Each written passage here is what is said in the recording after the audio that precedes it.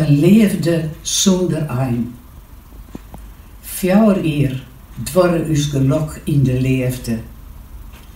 Zij wie 14, ik 19, doet het begon bij de paardvinnerij. Het weer verelens op het eerste gezicht, van beide kanten, en al gauw wieren we onscheerbaar verbonden. We beminden waar in het verborgene.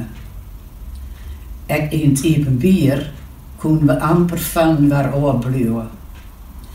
Haar man neemde us kliensk. Wat een mooi woord is dat, heerlijk kliensk mij haar. Ze hien skient me dit het net jadder sjoen hier. Ik ondervond us leefde als een wonder. Doet ze zandje weer stoor haar heid onverwachts. Een bom onder haar bestaan. Dus kon ze er net op praten. Maar mij wel, zodat wij nog dichterbij waar kwamen. Een uur later stuurde haar mem haar naar de dominee. Kwart daarvoor hield ze beliedenis dien in de Nederlandse farmacerke. Dat zilder mij te krijgen hoorn ha. Haar dominee zei, doe maar trouwen, dan gaat het wel oer. Op een dag vond ik na het werk al mijn cadeaus aan haar in mijn fietstas. Dichtbondels, benamelijk van de 80ers en van Sappho, maar ook losse gedichten die ik oor haar schreeuwen hier. Daar zit een afscheidsbriefje bij. Het mij net meer, schreeuw ze. We moeten er een eind aan zien. Een bom onder mijn bestaan. De oorlog wie voorbij, maar van mij begon een nieuwe verschrikking. Ik wie kapot van levensverdriet en kon er mij geen één over praten. Haar verweet ik niet. Us leefde wie riep, maar de vrouw wie net riep, voor us leefde. Toen ze 19 waard, in januari van het jaar daarop, stuurde ik haar een misseltoeken. Daarna joeg ik het oor.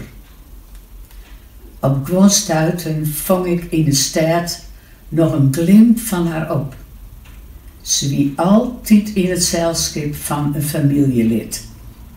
Haar mem leert haar net meer alleen de dik uitgaan. Na een maand kwam ik erachter dat ze mij net verlitten hier. Ze blauw bij mij, in mijn het en in mijn gedachten. Op momenten dat ik het dreig in het leven, wie is ze er om mij te stiepjen. Bliere barrens kon ik mij haar delen. Ze wie direct op alle gewone dagen. Ik ben net leuwig, like als zij, maar ik ga God bedanken dat ik haar 4 uur beminnen mocht.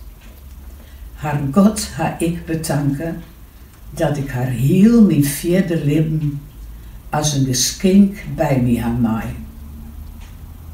Nog altijd tar ik op de herinneringen aan uw heerlijke intieme oren in haar tinte bij de paardvinnerij, op mijn kantoor naar sluitingstijd en in uw huis als we daar alleen thuis waren.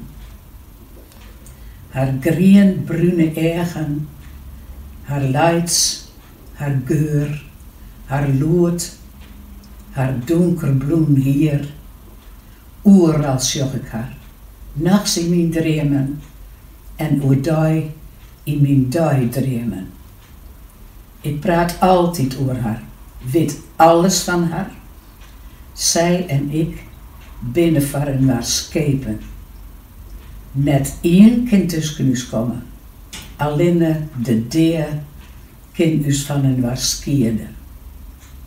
Van de iere moon en de lette junta binnen wij inenwaarts bijwijzen. Twee mensen kunnen net dichterbij waar wijzen als wij. Dus leefde het wordt, zolang als het levend wordt.